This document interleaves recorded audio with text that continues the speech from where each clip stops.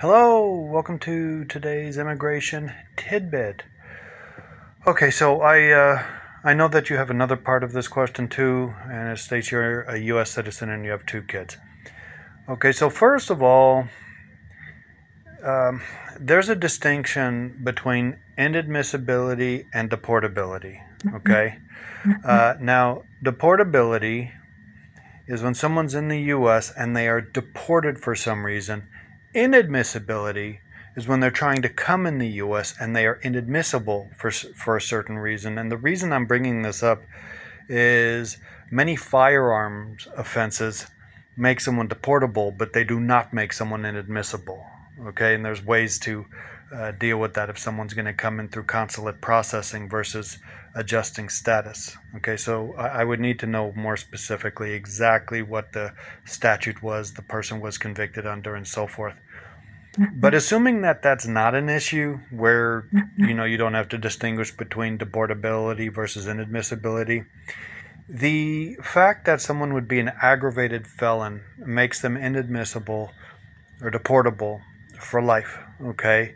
And there are ways to work that out to get around to it. So I would need to know if he pled guilty to this particular crime or had a jury trial.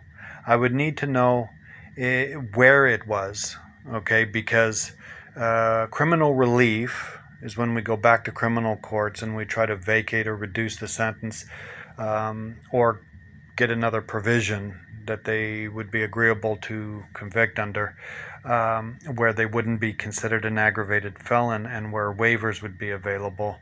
But it depends where the crime was. So, for example, if you're in the Ninth Circuit, which is California, Hawaii, Oregon, versus, for example, the Fifth Circuit, Texas, or 11th Circuit, Florida, places you don't want to have convictions, then it's easier to get criminal relief.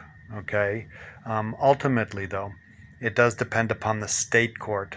Because interestingly enough, even though this totally affects immigration, the criminal relief itself goes through state courts, and we would need to have it vacated or reduced. Now, if that were successful, then, depending where your husband is, if he's outside the U.S. right now, then we would be able to start consulate processing again. We could get parole to get him back in for removal proceedings, since technically he may not have had a crime, if depending how the vacation of the crime goes.